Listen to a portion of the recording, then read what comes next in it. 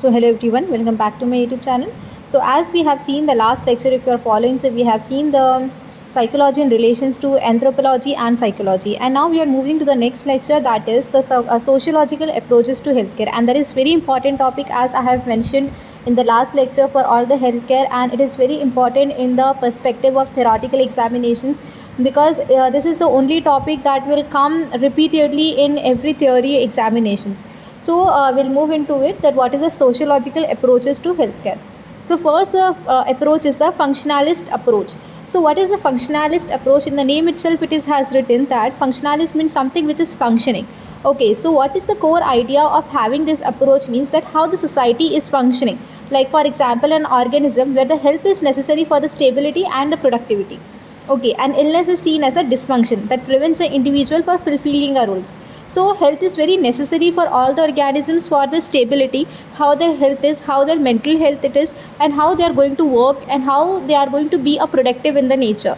And the same, if the illness is there, we are going to see that same thing as a dysfunction or as a kind of a disability, and then it will prevent the individual or even ourselves. If we are not well, we are going to prevent some things to do.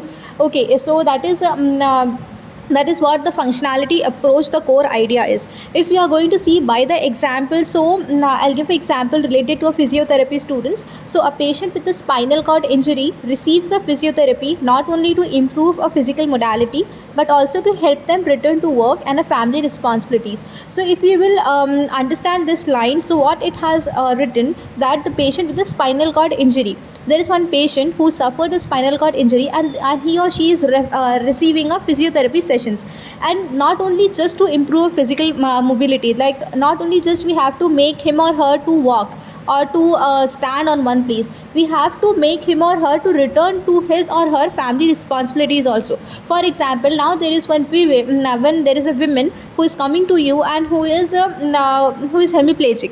Okay, and she is coming to you. Now what's your responsibility? Not only just to get her motor activities back, but it's your responsibility to make her do the household work also, so that she can feel that she is involved in her own daily routine again.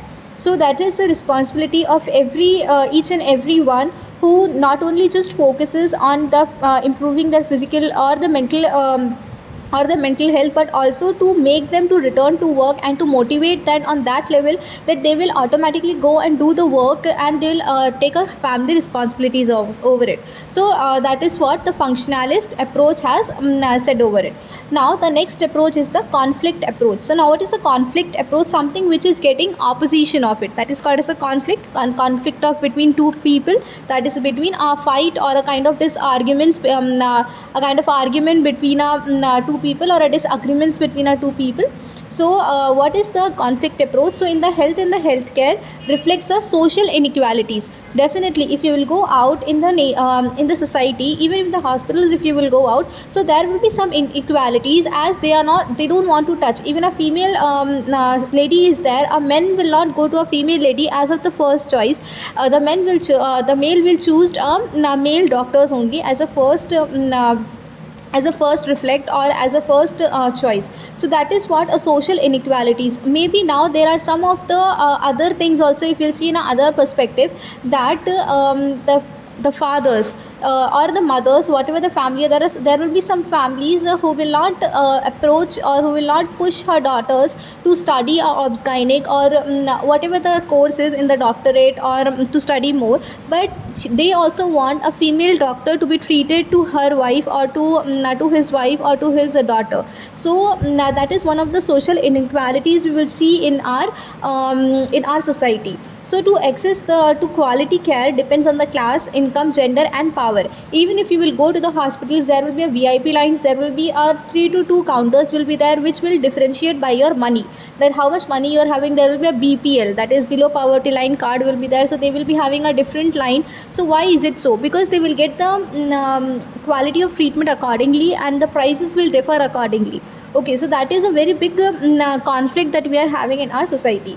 So now that is a core idea about the conflict approach. Now if the physiotherapy example, we will talk about it. So what are it? That patients from a low socioeconomic groups may not afford advanced rehab devices like robotic gait trainers, and physiotherapists play a role in advocating cost effective community rehab programs.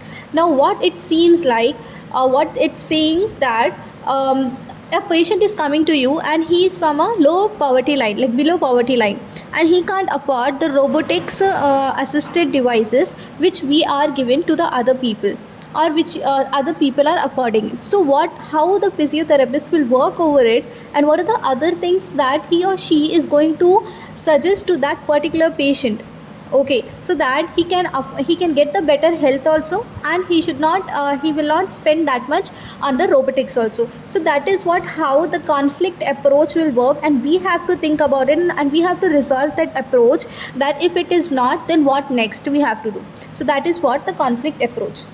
Now the next is the interactionist approach. Okay, so what is interactionist approach? That how the people are interacting with each other. For example, how the patient is interacting with the doctors. So what is the idea over it? That focuses on a micro level interactions between a patients and healthcare providers. And illness is shaped by meanings and communication, like how you are communicating, how you are giving a shape to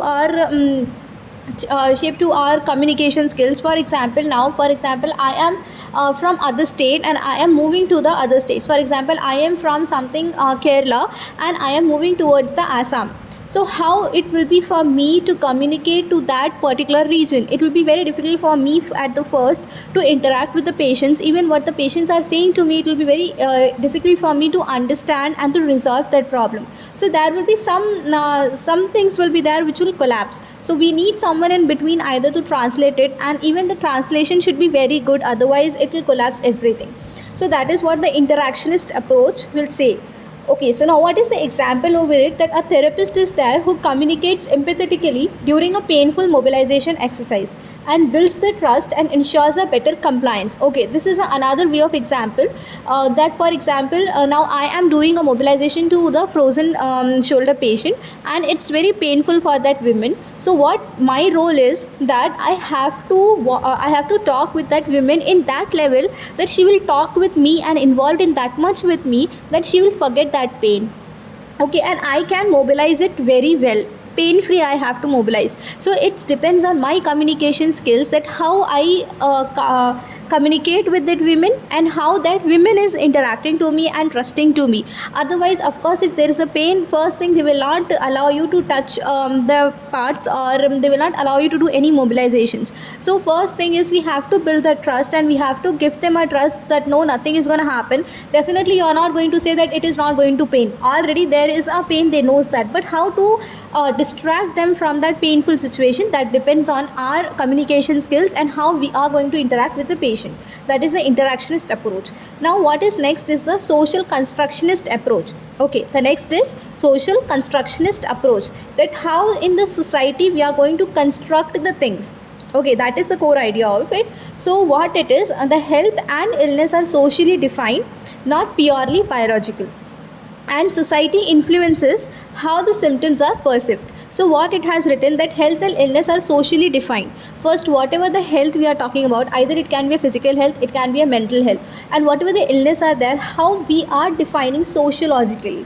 Now for example, if you'll go towards the slum area or the lower background areas, they don't know about the mental health right now that much. Okay, and if you'll go towards the area of the city side, or somewhere which is very higher background peoples are living, if you'll go toward that area, so more of they will consider and they will think about more of mental health.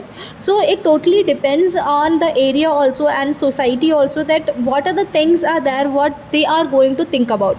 Okay, so it's not just purely about the biological things, it's about the society also. Maybe in that society, the higher people, whoever they are living, they are, so maybe they are not having that much of mental that much of worst mental state, but because of the society influence, he or she is going more worst in the mental health. And the same thing, if we will see the towards the lower socioeconomic status people, so what they are doing, they are having the worst mental health, but they are living happily as their society is that way. So this is the things that we will see in that our society, and that is why we will say that society will influence the symptoms. Okay, and it will perceive it. So if you will see by the example, so it is like a patient from a rural background may believe joint pain is age destiny, and the physiotherapist may reframe this belief and explain how can restore the mobility. Now one patient is there who came from a rural background, okay, he's not from urban, so may believe a joint pain is a age destiny. What he will think that okay, it is all related to my age, it is all related to my, as I am getting older, okay, he will think like that. But the physiotherapist, we will say that, and he will reframe it that no, it is not like that. If you will exercise it, definitely the mobility will restore, okay. Otherwise what they will think, now I'm aged, I can't do anything, I can't do much work, it is getting more pain for me. But it is not truth. If you will mobile yourself, if you'll do the exercise properly, then definitely the pain what is coming, it will subside, because the movement will be there in your body and the joints will be in the optimal length. So that is what it is. So that is what we call it as a social constructionist approach, that how we are going to be a constructive in the society, and how we are going to approach a person according to their beliefs or according to their backgrounds, how we are going to see to them. Now the next is feminist approach. So what is a feminist approach? As we already discussed in one point, the one point was conflict approach. So same opposite, that is feminist approach. For example, a gender inequality I'm talking about, that it affects the health, illness and the access to care. For example, there will be some husbands will be there who will not allow wives to go and have a delivery or to do a delivery with the male doctors. And for example, it's an emergency case and there is no one in the ward, a female, whatever the female doctor is. So what at that point, what you will choose? Either you have to get out of this hospital, or either you have to go with that male doctor. There is no other option for you. But what they will do, they will not allow. That is the problem, and then it will come on the women's life or the baby life. So that is kind of gender equality. Now it is very less in our society and India specifically. Before it was more. So now it is, as we are developing, so our mindsets are also getting developed. It is also in the developing process. It is not yet fully developed, so it's in the developing stage. So that is what the feminist approach is. Now by the examples of physiotherapy example, if I'll give you, that is a postnatal women with the pelvic floor dysfunction. Okay, if you are new to the medical background, so what is postnatal? After the pregnancy. Okay, and with the pelvic floor dysfunction means our muscles which is holding our urine or holding our baby, that is called as a pelvic floor muscle. Okay, so pelvic floor dysfunction, it means that pelvic floor is not working properly and may not seek a physiotherapy due to stigma. A feminist approach encourage inclusive care and gender sensitive rehab. Now that women will not tell the physiotherapist if she is a female or even if it's a male. If it's a male, definitely she is not going to share. Even with the female, she will not share that much. Why? She will not be comfortable sharing it at first. As the trust is getting built, then only he will or she will share it. So what will happen next, as the feminist approaches will come from inside, like a gender sensitive approaches will come from inside. So she will feel okay, now I have to talk with that particular physiotherapist if she is a female. Now even if it's a male, means she will think once, and at one point when it's a severe, she is going to discuss. And mostly if you know it, and if you have seen the cases surrounding to you, so there will be some cases related to the urine leak will be there after the pregnancy, after the delivery, okay, or the postnatal things. So they will not they are not going to discuss with the physiotherapist, and once they have discussed, then after that they will get a rehab over it particularly. But they will not get into it, and they will not express their problems to the females or either to the males, but mostly to the male physiotherapist. So this is one of the thing. Now the next is the ecological and social determinants approach. What is the social determinants? Like a social factors. The other name for the factors are the determinants here. So what it is, that health is influenced by the social, occupational and environmental factors. Now what is the social, environmental and the occupational factors I'm talking about? So here we are talking about that how the health is going to influence. Now if some people is there, if some person is there, or some of the group of the people is there who is going into a coal mines, a WCL, a coal mines he is working, or that group of people is working, and they are from the same area also. Okay, so what is going to happen after that? Of course there will be some disease will be there which he or they, that group of people will suffer, because the coal that mining one, first it will not be good ventilated. If you have seen, the tunnels will be there, they have to go inside the tunnels and they have to that scrape it off, okay, that coals, so it will be very bad for them because the ventilation will not be good. Then the second thing, when they will breathe, the minute particles will go into their lungs, that is the second thing. Third thing, their health will be very poor, they will get the infection very severely because the immunity will be compromised a lot. So that is one of the occupational determinants. As the same way, if we will see, there are the some things which are very much involved and very much influenced by our society or where we are living. Now for example, the people who is living in Delhi, the Delhi pollution is too much. So if you are living in Delhi, so it will be like more susceptible for you to get any lung disease or to get frequently allergies or to get some kind of flu. But if you are moving towards something kind of fresh air where you will get, for example, some places are there in Uttarakhand, Assam, that people will be live in Kerala side, there will be some people, there are the peoples who will live in the open areas with a lot of trees, so they will get a oxygen, a fresh oxygen. For them it's very there is not that much chances to get. So that is what, how the society and the social stigmas or the social determinants are there which will affect our health. So the same way, if I'll give you the physiotherapy example, for example, an IT worker now, which is having, who is having a chronic back pain, and they need a ergonomic guidance and workplace interventions and not just an exercises. It's not like that. If the IT person, if the IT worker, he is coming to you for a physiotherapy consultation, you just have to give the exercise. No, you can't do that. You have to check how he's sitting, where he's sitting, is that place is good or it's a humid, is he having a good ventilation, what is the height of the table. So these all things you are going to see, and you are going to look after it, that how it is going to work with it. Okay, and you have to modify all the things, not only just the exercise, because more than exercise, that ergonomical modifications are going to help that worker. Okay, so that is the social determinants approach. Now the next is the humanistic approach. Nothing but it's just a human behavior. You have to behave well as a humans. Okay, I'll always say this, our animals are better than humans nowadays, but you have to have a humanism inside you, that how you should behave as a humans. So it emphasize more on the empathy, dignity and the patient centered care, that how you have to behave with the dignity with the patients or with any other people in the society. And for example, a stroke patients with the emotional frustration is addressed alongside physical rehabilitation, promoting a holistic care. So what it is, that one patient is there who is a stroke patient and who is coming to you and he is very frustrated because he is suffering from last 15 years and he is not getting cured. Of course he is going to be frustrated and he is not going to follow the exercises what you are going to say. So how you are going to promote that recovery, and how you are going to help the patient mentally also, and how you are going to empathize that patient. Okay, it all depends on your human behavior and how you are going to treat that particular patient and how you are going to handle that particular situation. That is a humanistic approach. Now the next is the systems approach. Systems means a kind of organization, how you are going to work for it, a step by step.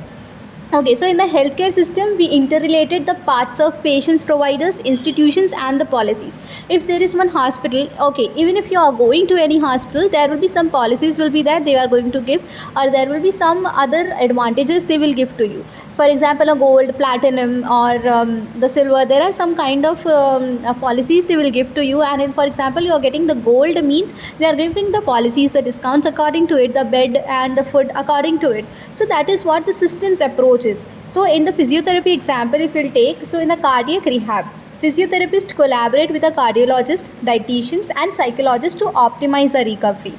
Okay, so what is the another example we can see in another perspective, that I am a cardiac rehab girl, I'm a cardiac rehab person, and I am going to collaborate with the cardiologist, dietitians and the psychologist to optimize the health of that one particular patient and to improve overall health of that particular patient, because alone I can't handle that patient.